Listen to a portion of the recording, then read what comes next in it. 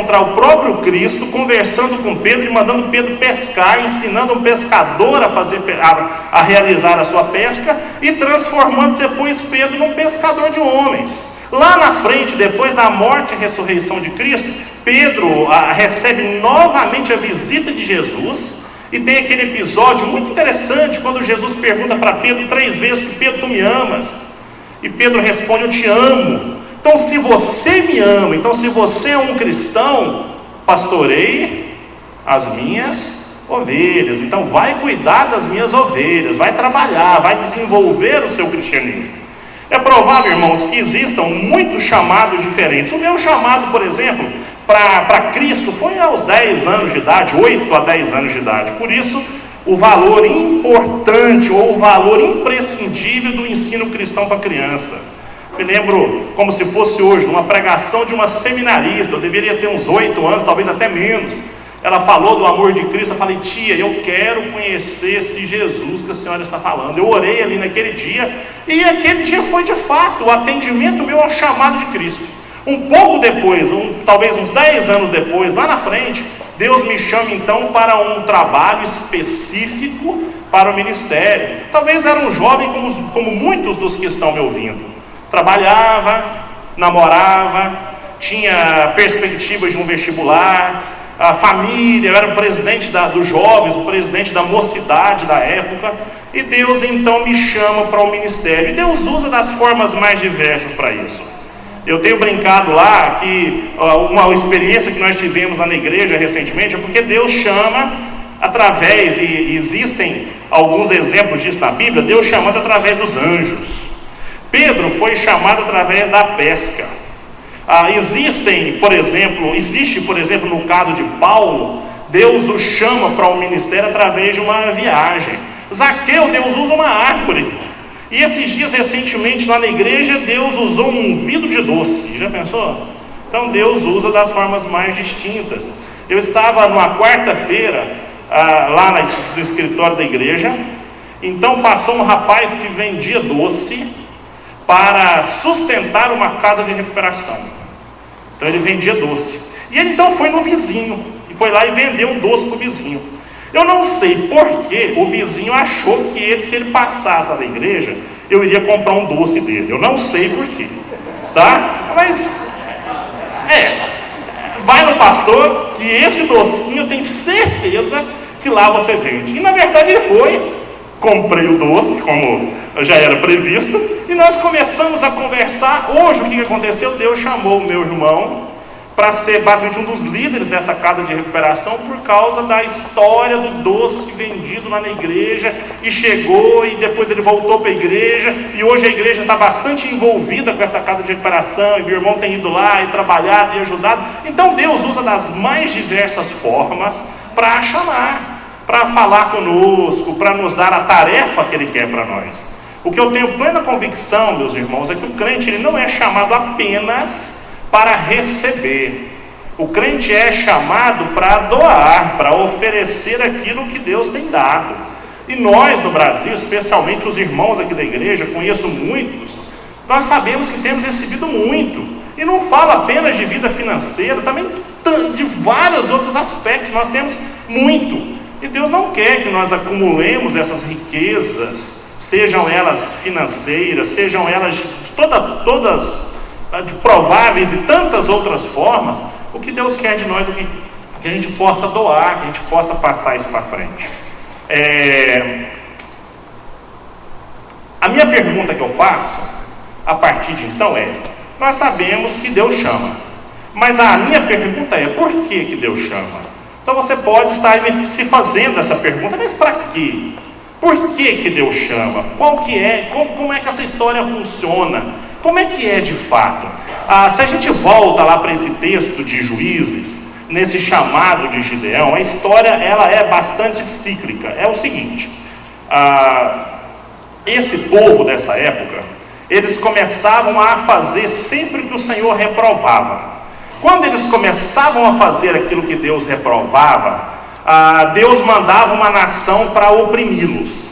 Quando eles estavam sendo oprimidos, então levantava alguém para orar, e essa pessoa orava, Deus então atendia a oração, mandava um libertador. Eles viviam em tempos de paz durante algum tempo, décadas talvez, ou anos, alguns deles, algumas vezes 30, 40, 50 anos. Esse libertador morria e as pessoas voltavam a fazer o que era mal perante o Senhor. Uma nação oprimia, eles oravam, pediam a Deus, Deus levantava um libertador, libertava essa nação, e assim eles viviam nesse ciclo. Exatamente nesse ciclo era assim que as coisas aconteciam ali.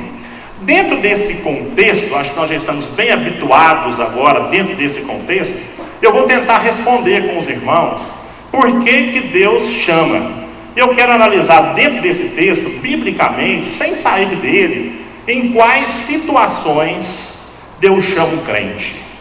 Então você é crente, você é um cristão, você atendeu ao chamado inicial de Deus, você entendeu o sacrifício de Cristo por você. Então existem algumas situações bastante claras, que são situações em que Deus chama uma pessoa, que Deus chama um crente, e é provável que Ele esteja chamando nessa noite alguns de vocês. A primeira dessas situações é quando o mundo está em crise.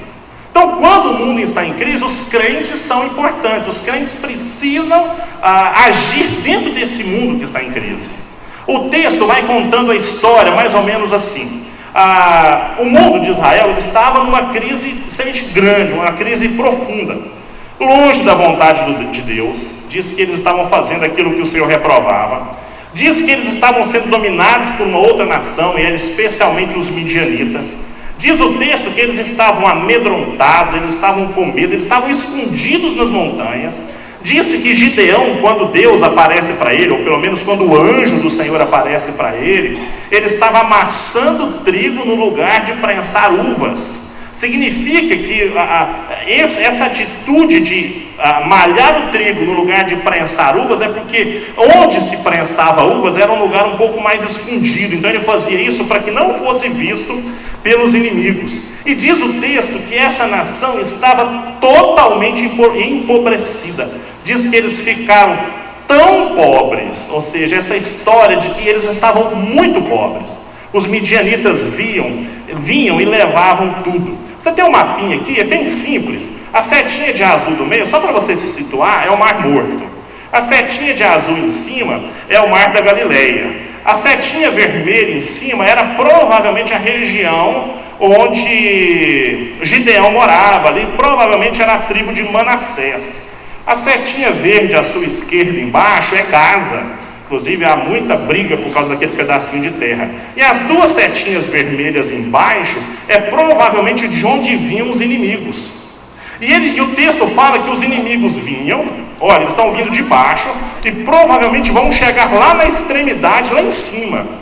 E diz que por onde eles passavam, eles iam destruindo tudo, eles iam tomando tudo, eles iam acampando, levando os animais, matando as coisas, recolhendo a produção de Israel. O mundo nessa época estava em profunda crise. Então eu faço uma pergunta para os irmãos: o Brasil está em crise? O mundo em que vivemos está em crise? Recentemente, em 2012, tem essa reportagem na revista Veja: Educados no Sexo Neutro, do 19 de dezembro de 2012, acho que é 2011, tá? Se não estou enganado. Há pouco tempo saiu essa reportagem. É uma perspectiva que toma força no mundo, e a Suécia é a primeira a aderir. Aliás, a Suécia ela tem algumas atitudes interessantes, não, mas inovadoras, nem sempre para o bem, em relação à educação de crianças. De acordo com a reportagem, a tendência é que a gente deveria educar os filhos sem que eles saibam se são homens ou mulheres, ou do sexo ou gênero masculino ou gênero feminino. Então lá na frente apenas ele é que iria decidir se ele é do gênero masculino ou se ele é do gênero feminino. Por exemplo, você tem aqui o caso dessa menininha, filha da Angelina Jolie e do Brad Pitt, que é a Shiloh, eu não sei o nome dela. É uma mocinha, tá? Ela foi educada no sexo neutro, e aos 7 anos ela que escolhe a forma de se vestir. Então ela decidiu que ela deve se vestir igual um rapazinho, e essa é uma decisão dela, e ela então faz assim.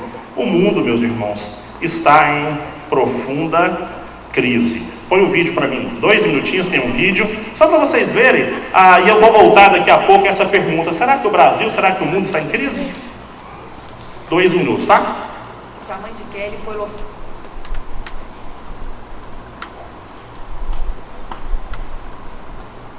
dia seguinte, a mãe de Kelly foi localizada vagando sozinha numa rua. O encontro foi emocionante. Kelly, cara, o que você está fazendo aqui? Com fome, leva embora, Kelly. Kelly, por favor, que você está com nojo de mim? Não. Maria Cristina está muito magra, quase irreconhecível. Cara, que tanta gente. Não, mãe, a gente pode te ajudar. Nós somos de uma ONG e a gente faz esse trabalho de ajuda às famílias, né? Localizar e ver o que a gente pode fazer, sabe? Eu estou sentindo muito. Estou sentindo muito sozinha. Mas agora eu senti que eu não tenho controle, que eu não consigo se pegar droga sozinha. Qual droga que a senhora... Claro, que eu não tenho controle mais. É um sofrimento danado. Você não sabe se comeu, agora tá falando que tá com fome. Você não sabe se está na chuva, você não sabe se está morta. Aparece uma reportagem, uma moradora de rua, vem aqui o ML para saber se é minha mãe. Eu tô cansada disso já. Depois de alguns telefonemas, a ONG conseguiu que milhares de famílias lutam para encontrar uma vaga numa clínica. Você vai para um tratamento de 9 meses, lá você vai ter psicólogo te acompanhando, os terapeutas. Uma esperança enorme de ver minha mãe perto de mim, perto das minhas filhas, de acompanhar o crescimento das minhas filhas. Eu quero compartilhar com você que quando eu assisti essa reportagem aqui na redação, eu chorei muito. Eu precisei sair, respirar, tomar uma água. Nós sempre mostramos os viciados de longe. Nós sempre vemos os depoimentos das famílias falando dos seus também de longe. Mas hoje nós vimos o contato sendo feito, o momento do encontro. E é chocante ver o que a droga faz com uma pessoa, com uma família. Nós vamos acompanhar o tratamento da dona Maria Cristina, mãe da Kelly, e vamos torcer para que ela supere, se recupere e volte a conviver com a filha e com as netas. Ok, obrigado. Então a minha primeira questão com vocês é: se o mundo está em crise, Deus levanta crentes. E o mundo está em crise. O mundo em que não sabe como faz com as suas crianças, o mundo em que a droga devasta uma senhora que é mãe, que é avó. Então o mundo está em crise. Se o mundo está em crise, ele precisa de crentes. Segundo, caminhando um pouco mais, quando mais Deus chama, quais são os motivos, ou quais são as razões, ou em quais situações Deus chama? Deus chama quando há crentes clamando por socorro. Então tem crente no mundo todo clamando por crentes. Há crentes no mundo todo clamando por você. Há crentes no mundo todo clamando pela sua vida. Esse texto diz que depois que houve todos os problemas, então as pessoas começaram a clamar e a pedir a Deus. Então Deus responde aos israelitas, relembra da sua vontade, da sua bondade, fala da sua vontade, e depois atende então o pedido dos israelitas. Qual que era o grande pedido de uma nação inteira que clamava? Um libertador, um crente, uma pessoa que pudesse atender a voz de Deus para libertar aquela nação que estava em crise. Deus, meus irmãos, não levantou um extraterrestre. Deus, embora como nós oramos tantas vezes, Senhor, manda um anjo fazer isso, Deus não levantou um anjo, embora em alguns outros momentos Deus mande anjos para fazer a sua vontade. Nesse caso, Deus não mandou anjo, Deus não mandou uma entidade espiritual, Deus levantou um homem, Deus levantou um crente, falou: vai você e faça, vá lá você e liberte o meu povo. Tem crente clamando por socorro, então coloque-se você no lugar, vai lá, Gideão, é para você. Meus irmãos, há crentes, centenas, milhares de crentes clamando por socorro, e pode ser que a pessoa que pode dar o socorro para esse crente, que nesse momento está com o joelho dobrado no chão em algum lugar do planeta, esteja aqui. Pode ser que esse crente esteja aqui onde eu estou, pode ser que ele esteja aí onde você está.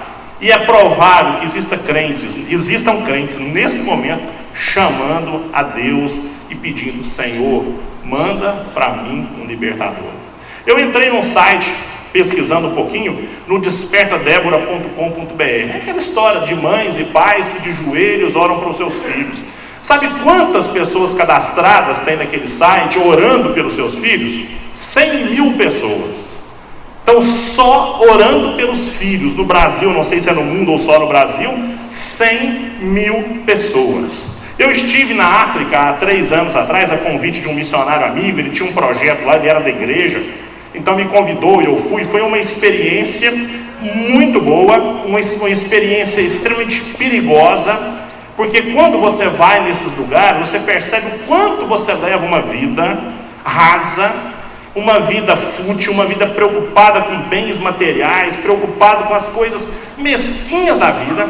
Eu me lembro como se fosse hoje, eu sentado num restaurante lá, conversando com um casal de missionários baianos. Então eles descobriram por algum motivo que eu era professor de língua portuguesa. Eles choraram e falaram: pastor, nós estamos orando há tanto tempo para um professor que largue o Brasil e venha dar aula para os nossos filhos. Recentemente na igreja, uma missão esteve na conferência missionária, o mesmo pedido, no Senegal, um campo, uma escola onde filhos de missionários vivem. Falou: pastor Sandro, você é professor de língua portuguesa? Eu falei: sou. Rapaz, nós precisamos tanto de professores de língua portuguesa que possam vir dar aulas durante 1 ano só para os nossos filhos, para os filhos de missionários. Meus irmãos, existem crentes orando por nós, clamando por nós, chamando por nós, precisando da nossa ajuda. O Brasil, há uma insuficiência que nós não sabemos nem de qual é o número de casas de recuperação. Infelizmente, eu não tenho medo de errar, e nem preciso ser um profeta para dizer isso, que aqui nesse auditório existam pais e mães que têm filhos, netos, sobrinhos envolvidos com droga. Eu não preciso nem ter uma bola de cristal ou uma revelação divina, eu tenho certeza, e é provável que esses pais, essas mães estejam clamando por gente que possam trabalhar com seus filhos, netos, sobrinhos, que estejam se envolvendo primeiro na maconha, legalizada agora nos Estados Unidos, em alguns estados, sendo vendidas lá 30 gramas por pessoa, ou aqui no Uruguai, mas de forma ilegal no Brasil, ou até no crack, como era o caso daquela senhora. É provável que existam crentes pedindo a Deus por amigos, gente que possa sentar com ele e falar com ele, conversar. É possível que existam crentes orando por pessoas que possam se levantar para ajudar casais. É provável que existam países, igrejas inteiras no mundo que estejam orando hoje por missionários. E quanto mais o Brasil enriquece, mais nós colocamos dinheiro na obra e menos colocamos gente. Quanto mais o Brasil enriquece, mais nós queremos que os nossos filhos formem grandes faculdades e menos que esses filhos nossos sejam pastores ou missionários. Tenho convivido lá na igreja já com algumas experiências de meninos que têm chamado para a obra, e o pai disse: não, você vai para uma faculdade, porque essa história de ser missionário e pastor não é para você, deixa para outro fazer, deixa outro levantar, nós vamos pagar para formar essa pessoa, mas meu filho não. É provável que existam igrejas no país que estejam clamando por mim e por você. Recentemente, conversando com um amigo, Manuelzinho, aluno nosso do seminário, veio do Piauí, voltou para o Piauí, a igreja acho que é Pactos, é alguma coisa assim, igrejinha do interior do Piauí, igrejinha simples. Recentemente um grupo do seminário foi para lá, e a grande oração daqueles irmãos era um data show. Pense, irmãos, um data show. Quantos essa igreja tem? A nossa igreja tem 3. Eles queriam um, sabe para quê? Para passar filme na praça, para ver se as pessoas entendiam o amor de Cristo, chorando. Sabe qual que era o outro choro do pastor lá? Ele ganhou uma casinha dos programas às vezes nós criticamos tanto essa história de dar tudo para as pessoas, para os mais pobres. Ele ganhou uma casinha, mas a casinha é longe da igreja. Não tem como ele ir da igreja para a casinha dele. Você já estava vendendo pastel, os irmãos aí, para ver se arrecadava uma graninha para comprar uma CG 125, não sei nem de que ano que era aquela moto. Então tem gente clamando, chorando para esse mesmo lugar. Em julho de 2015, provavelmente sairá um grupo de jovens de um projeto chamado Férias para Jesus, que vão dedicar as 15 ou 20 dias de férias lá naquele lugar. Tem gente chorando lá, jovem. Pode ser que hoje à noite os irmãos estejam lá pedindo por jovens que queiram passar 20 dias das suas férias, que abram mão dos Estados Unidos, que abram mão do tablet, que abram mão das viagens ao shopping, mas que queiram passar 20 dias lá no Piauí, falando do amor de Cristo para as pessoas. Tem crente clamando. Se tem crente pedindo, Deus levanta. E pode ser que Ele esteja nessa noite chamando você. Terceira e última situação em que Deus chama crentes, em que Deus chama as pessoas, meus queridos, é quando nós precisamos crescer. Quando nós precisamos crescer. Então, quando o crente precisa crescer, Deus chama para trabalhar. Então, quando nós precisamos crescer, qual de nós não precisa crescer? Quem está aqui que diria, eu já estou maduro na fé cristã? Quando nós precisamos crescer, Deus chama para o serviço, para o desenvolvimento dos talentos, para o desenvolvimento dos dons. Deus chama para crescer, para servir. Pode ser em tempo integral, como missionário, pastor, numa casa assistencial, ou não, pode ser de forma momentânea, em algum lugar aqui mesmo na igreja, num dos ministérios da igreja, talvez com o seu vizinho, ou quem sabe até com o marido ou com a esposa que divide a sua cama com você. Então, a gente sabe que quando nós como crentes precisamos crescer, Deus nos chama para trabalhar, Deus nos chama para servir as pessoas. Eu tinha uma amiga, não tenho, no primeiro emprego meu lá em Anápolis, eu dava aula numa escola bem distante. Para Anápolis, vocês sabem que o distante nosso lá é 10 quilômetros, era o lugar mais longe que a gente ia lá. Então, eu ia da minha casa lá, e eu pegava então um amigo e uma amiga, e dividia o combustível, íamos juntos para a escola, dávamos aula juntos, 3 crentes, um crente bastante comprometido, trabalhador, e essa menina, ela tinha umas falas engraçadas. Então um dia eu ouvi dela o seguinte: pastor Sandro, eu estou escutando vocês dois falarem sobre essa história de serviço cristão, de vida, olha, eu gosto mesmo do Salmo 23. Eu falei, irmã, que beleza, que parte do Salmo 23? Olha, eu gosto daqueles 2 versículos: guia-me para pastos verdejantes e leva-me para águas tranquilas. Entendeu? São os 2 versículos da Bíblia que eu mais gosto. Então, quanto mais verdejante e tranquilo tiver, para mim, melhor. Então, quando Deus quer que nós saiamos do nosso lugar de conforto, Deus me diz, pastor Sandro, vai lá e dedica uma parte do seu tempo com aquela pessoa. Vai lá e dedica parte dos seus recursos financeiros ali naquele lugar. Pastor, vai lá e dedica toda a formação intelectual que às vezes fica sendo acumulada na sua mente, e vai lá e dá aula para filho de missionário, talvez lá longe, não sei onde, quando, por quanto tempo. Gideão é o seguinte: Deus aparece, eu vou sempre falando aqui Deus, mas é a história do anjo do Senhor, que na teologia há tantas discussões sobre quem é essa figura, mas essa pessoa se apresenta para Gideão e diz: o Senhor está com você, poderoso guerreiro. Bonito, né? Chegou com impacto. E Gideão, acho que ele deve ter até procurado quem que era esse poderoso guerreiro que estava lá, porque ele se olha e fala: não é comigo. Não é comigo por quê? Porque o Senhor largou a gente jogado às traças. Olha, os meus pais contam de umas maravilhas, eu nunca vi. Os meus pais falam de histórias grandiosas, eu nunca vi. Na verdade, o Senhor nos abandonou. Essa palavra no hebraico, abandonar, aparece 40 vezes no Velho Testamento. E a ideia de uma varinha de videira que foi cortada e jogada de lado, ou seja, que ninguém liga, que ninguém dá moral para ela. Então essa é a ideia. Então ele fala: olha, eu sou como um galinho que fui jogado do lado. E fala: Gideão, liberta seu povo. Mas o rapaz que precisava amadurecer como crente, que precisava amadurecer diante de Deus, ele responde assim: como? Eu sou de uma nação oprimida. Como? Eu sou de uma família pequena dentro de um povo oprimido. Como? Eu sou o menor de uma família pequena dentro de um povo oprimido. Ele fala: Senhor, eu sou muito pequeno para fazer qualquer coisa. Eu falei: então Deus, acredito, pensar assim, é de você que eu preciso. Porque Deus abomina aquele que é soberbo, Mas Deus ama aquele que se põe diante dele com um coração de humildade para servir a Deus, para fazer as coisas que Deus deseja para ele. Então Deus, quando percebe que Gideão, um menino com uma autoestima extremamente baixa, quando ele se olha, quando ele se vê e fala, eu sou muito pequeno, Deus então chama esse rapaz e diz, é você que é necessário para a minha obra, eu preciso de você. A revista Veja tem essa reportagem, ela é antiga, mas ela fala sobre as grandes empresas do Brasil num determinado ano, e foi perceptível que as empresas que mais cresciam eram as empresas que mais se preocupavam com o meio ambiente e com ações assistenciais voltadas para o próximo. Esse casal que vocês estão vendo aí foi uma reportagem do Fantástico há alguns meses.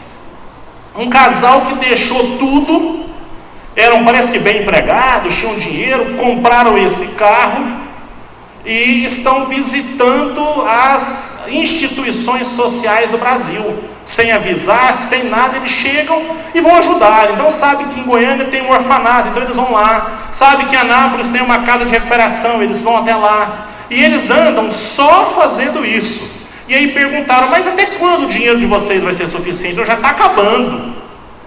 O que vocês vão fazer agora? Vão vender o carro e vamos usar o resto do dinheiro do carro na nossa viagem. Mas que bom, então vocês são muito... Não, nós não somos bons. Pelo contrário, quem está ganhando mais somos nós. Quando nós servimos o próximo, quem cresce sou eu. A Bíblia fala que Deus ama quem dá com alegria, e fala também que é muito melhor dar do que receber, porque cresce é quem dá, cresce é quem faz, cresce é quem se coloca à disposição de Deus para o serviço. Meus queridos irmãos, chamado não é castigo de Deus, é amor. Chamado não é castigo, é cuidado. Chamado não é castigo, é crescimento pessoal. Gideão precisava crescer. Era um crente que precisava crescer, que estava às vezes se preocupando muito com coisas muito pequenas, com picuinhas, preocupando-se apenas com coisas irrelevantes diante da rota que o mundo vive. Então Deus fala, você precisa crescer. Se você precisa crescer, meu filho, coloque-se à disposição do Senhor e vai pastorear as minhas ovelhas, vai cuidar dos outros crentes, vai libertar o meu povo, vai trabalhar. Meus queridos irmãos, encerro dizendo que há vagas, tá? As vagas estão abertas. A empresa está contratando. Por quê? Porque o mundo está em crise. Eu não preciso fazer um longo discurso como fiz para que nós saibamos disso. Eu tenho que sair daqui, eu tenho que fechar os vidros do meu carro e andar com o ar-condicionado ligado e não parar no sinal vermelho de madrugada, porque senão eu serei assaltado, às vezes, por uma criança que deveria estar na escola. O mundo está em crise. Nesse momento, há crentes no mundo pedindo, sabe por quem? Por você. Pelo seu dinheiro, pela sua formação profissional, às vezes por você mesmo, e o mais difícil de todos, às vezes pedindo por seu filho, chamando, e é o seu filho que é fruto ou que é objeto da oração dele. E eu sei que há vagas porque nós precisamos crescer. Eu sei que nós precisamos, meus irmãos, no século XXI, deixar esse estado de conforto que nós vivemos. É muito confortável a gente sentar nas nossas poltronas, nas nossas casas, e perceber o mundo em rota de colisão, e às vezes me portar como o supremo juiz de todas as coisas, mas não dar a minha contribuição para que esse mundo possa melhorar. Antes da oração final, chama o Alexandre. Cadê o Alexandre? Está por aqui. O Alexandre está aí? Nós vamos ouvir uma música, um louvor a Deus, e depois eu vou orar por você e por mim. Se Deus tocou no seu coração, meu irmão, não sei de que forma, e você quer ser o Gideão dessa noite, fraquinho, pequenininho, diante do mundo com tanta dificuldade. Mas Deus está falando para você, pode ser para você, poderoso guerreiro, é você que eu quero. É você. Pode ser um pouquinho só, mas eu quero você, e pode ser você todo. Deus é que sabe. Nós vamos ouvir a mensagem através da música, e depois eu oro por nós, pela nossa vida, pelo nosso chamado, pela nossa vocação.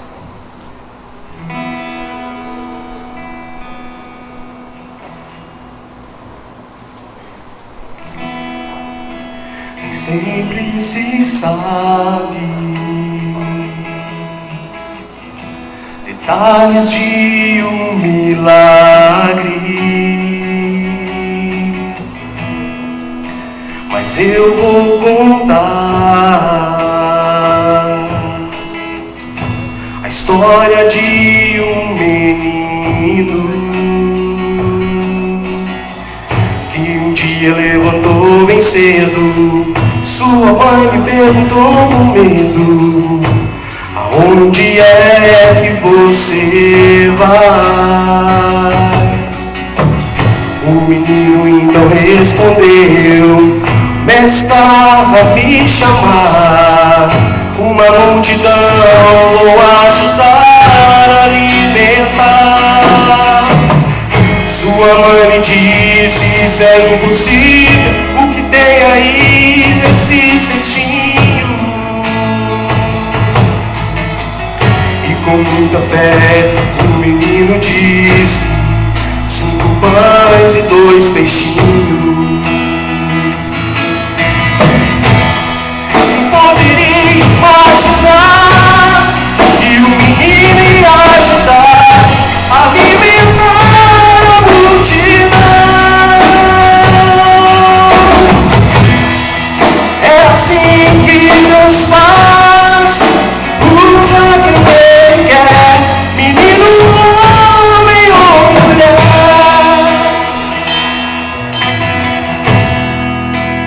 Posso imaginar os olhos do menino a brilhar, muita alegria em poder ajudar. Então Jesus levantou seus olhos e viu que era preciso manifestar o seu poder, e alimentou todos que tinham fome. Grande foi o milagre e todos puderam crer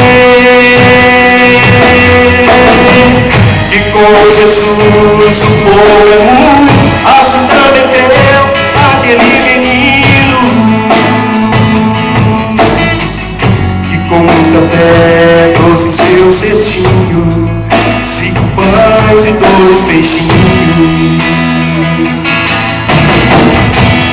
E poderia imaginar que o menino ia ajudar a alimentar a multidão.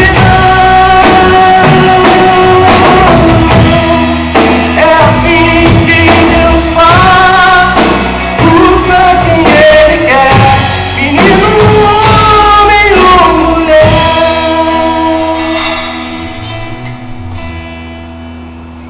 Senhor meu Pai, que o Senhor tenha incomodado os nossos corações nesse primeiro domingo de 2014, meu Pai. O Senhor nos chama a um passo a mais. Aqueles que estão contribuindo com a sua vida, com os seus recursos, com a sua profissão, com palavras de amizade, com seus talentos, com seus dons, o Senhor convida a dar um passo a mais. O Senhor quer mais, o Senhor precisa, mas o Senhor não precisa, o Senhor é autossuficiente, mas o Senhor quer que seja assim.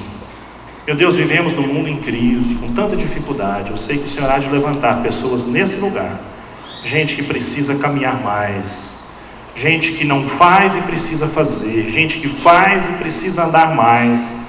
E se o Senhor incomodou, meu Pai, nessa noite, os nossos irmãos dessa igreja, irmãos tão amados, irmãos queridos, que constroem uma igreja tão saudável, com tanto amor, com tanto zelo, Que o Senhor chame esses irmãos a caminharem mais, a dar um passo a mais, a fazer mais. Meu Pai, o mundo precisa dessa igreja. Há crentes que choram e lamentam e pedem por gente dessa igreja. Eu sei que nesse lugar há pessoas que precisam caminhar mais, amadurecer na sua fé, e isso pode ser feito através do serviço.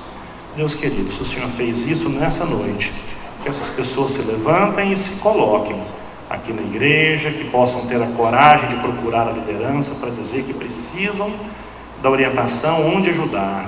Se não é aqui, às vezes na faculdade, na escola, no trabalho, ou no vizinho, na família, o Senhor há de esclarecer a mente desse irmão, para que ele possa se colocar diante do Senhor e dizer: Senhor, eu sou pequeno, mas eu quero libertar o meu povo, eu quero pastorear as suas ovelhas.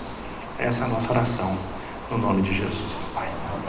Amém. Alexandre, meus irmãos, muito obrigado. Queridos irmãos, obrigado. Deus abençoe vocês, que Deus tenha falado aos nossos corações nessa noite. Tá? Bem. Pastor Marcos, obrigado. Amém. Nesse mesmo espírito, nós fizemos com os irmãos uma pesquisa sobre serviço. Lembra? Pedimos para entrar no site. Então foi muito joia. Quero só dar um relatório para dizer que não foi em vão.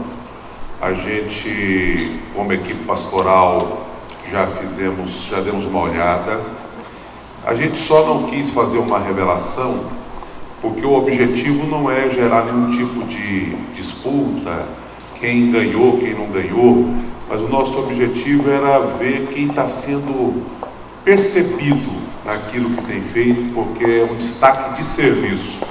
Portanto, qualquer pessoa que foi percebida para nós foi de fundamental importância.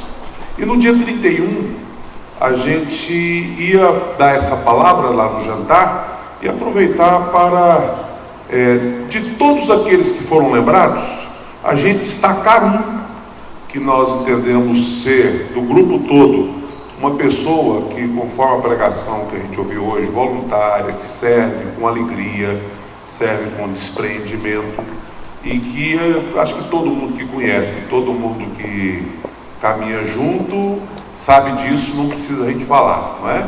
Então, eu queria dizer aos demais que foram lembrados que a gente pretende mandar um e-mailzinho para cada um de vocês, para não gerar nenhum tipo de constrangimento. A amostra foi pequena. No universo de 300 pessoas que a igreja tem aí, só uns 30 se manifestaram. Então fica difícil no meio de 30 você dizer, lembramos de todo mundo. Mas aqueles que foram lembrados, a gente quer depois mandar um e-mailzinho para você. Mas para representar todos os que foram lembrados, eu queria chamar o Paulinho aqui na frente, Paulo Vitor. E nós escolhemos como equipe pastoral e queremos manifestar publicamente a nossa alegria, tá bom? Vamos dar uma salva de palmas para ele, Paulinho. Vamos orar por ele. A gente ia fazer isso no dia do jantar, mas ele fugiu, ele desligou o celular, ninguém ficou sabendo cadê esse Paulinho, né? E o Paulinho, ele tem trabalhado com a gente, ele trabalha, ele é funcionário da ISEC, mas ele vai muito além do serviço de funcionário, né? Então ele está aqui domingo, ele vem de noite, ele viajou de férias 15 dias, deixou tudo organizado, escalas feitas, então ele sabe separar a função dele de membro da igreja e a de funcionário, né? Então ele faz as duas coisas com muito carinho. Ele vai receber um presente da igreja. O pastor Nivaldo está encarregado de passar para ele depois esse presente, mas hoje nós queremos só fazer uma oração por ele. Você pode estender sua mão para cá? Senhor nosso Deus, nós queremos nesta noite em que a tua palavra mexeu com o nosso coração te louvar, porque tem havido gente que te serve, tem te servido. E em 2013 a gente pôde ver tanta coisa acontecer e nós nos alegramos com isso. Queremos, Pai, em 2014 te servir melhor, que esta palavra possa nos levantar para a gente poder crescer, para a gente poder contribuir, para a gente aceitar o teu desafio, assim como Gideão, mesmo questionando, mesmo, ó Deus, num primeiro momento duvidando, ele foi usado por Ti como libertador. Ele foi usado por Ti como instrumento para abençoar aquela nação. E eu sei que o Senhor pode nos usar da mesma forma. Obrigado pela vida do Paulo Vitor. Obrigado por tudo que ele tem representado para todos os ministérios da igreja, para a liderança, para todos nós. O abençoe ricamente na área da saúde, na área da fé. E, ó Deus, que ele continue te servindo com alegria. Em nome de Jesus. Obrigado, Paulo. Deus abençoe.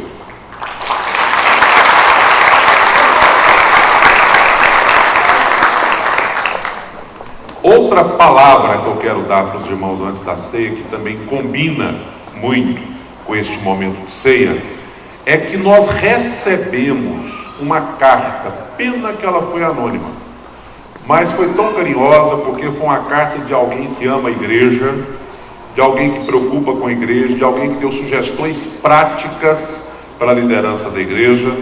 Nós lemos a carta na reunião da equipe pastoral. Queremos dizer, se quem escreveu está aqui, que esta carta, coisas dela foram confirmação, porque a gente já estava conversando sobre isso antes da carta chegar, não é? E a pessoa, com todo cuidado, estamos falando com todo medo, preocupação de ofender. Nós não nos sentimos ofendidos. Pelo contrário, queremos dizer para a igreja que toda sugestão é bem-vinda. A liderança, seja ela pastoral, seja ela administrativa, é muito ruim quando existem críticas pejorativas, maldade.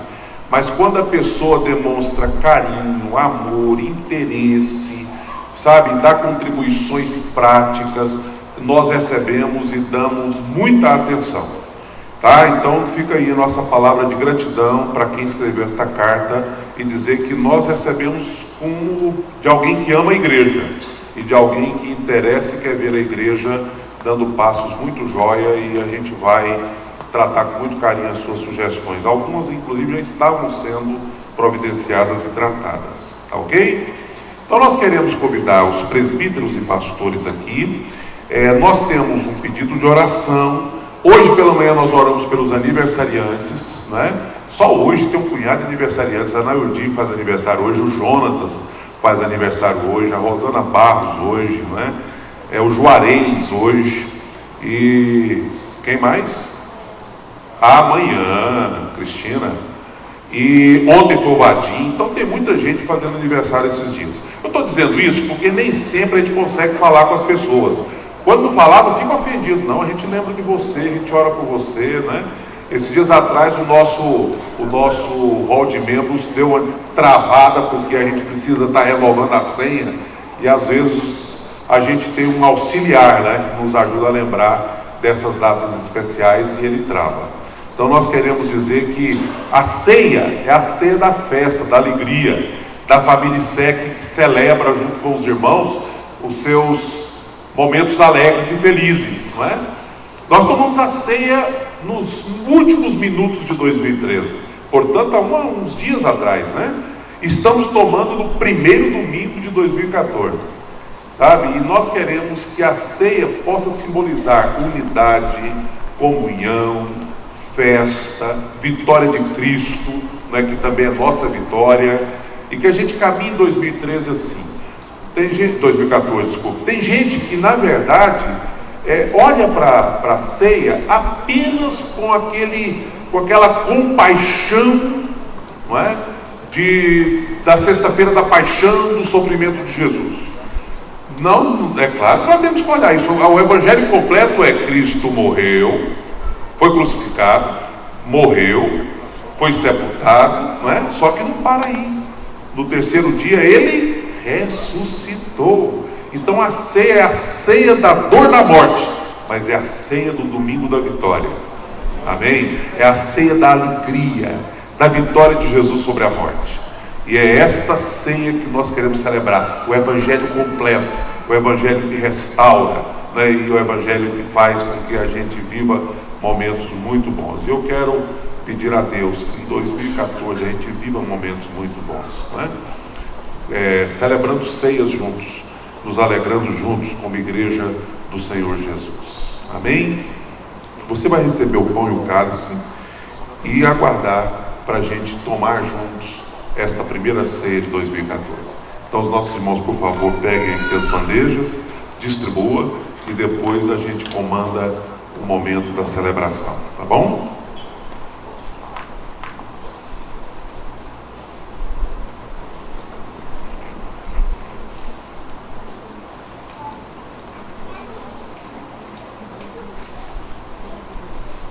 Quem for receber, se manifeste, né? Aí.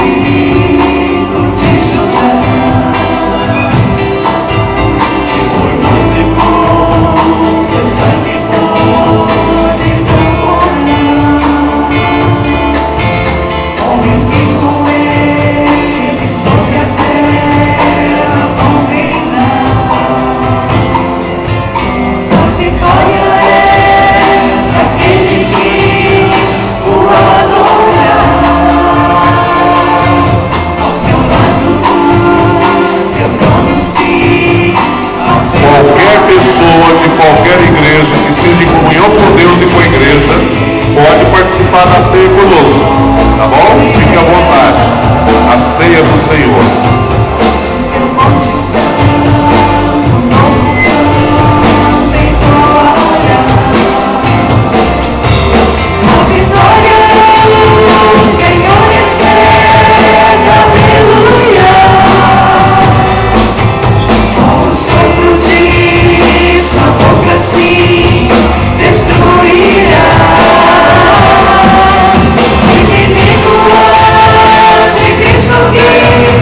Não resiste.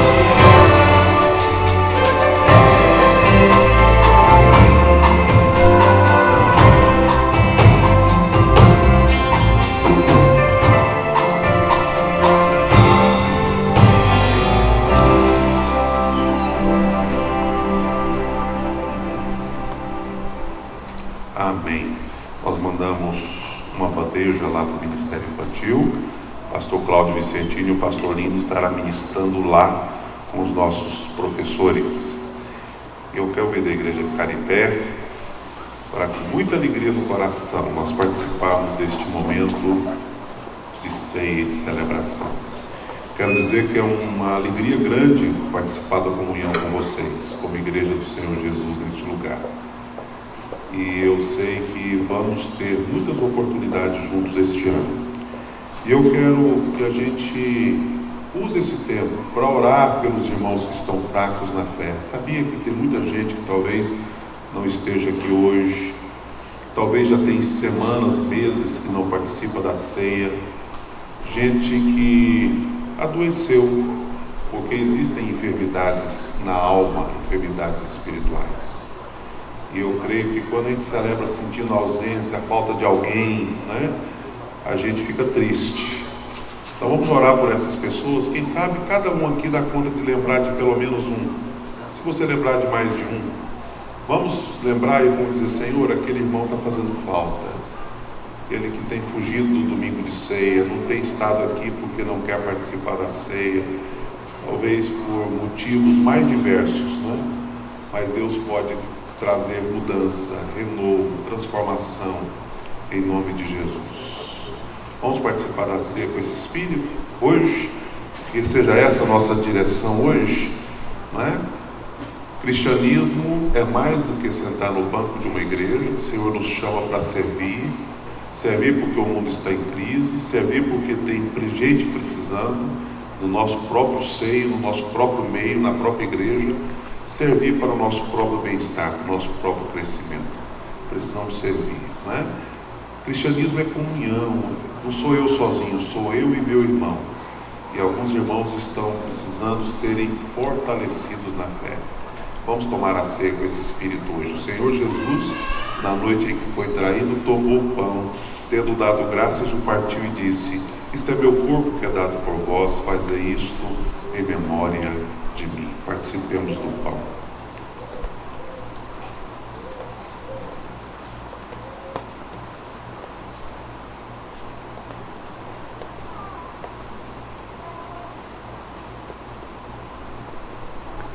Te louvamos, ó Deus, por Jesus Cristo, que se entregou por nós.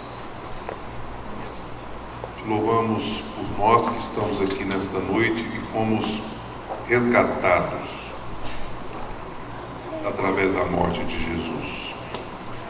E queremos lembrar, ó Deus, de vidas que estão distantes do Senhor.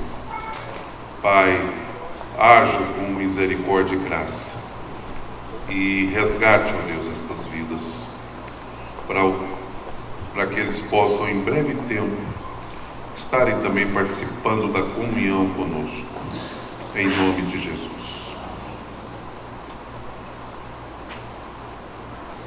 Semelhantemente, depois de cear, tomou o cálice, dizendo: este cálice é a nova aliança do meu sangue, fazei isto em memória de mim. Participemos do cálice.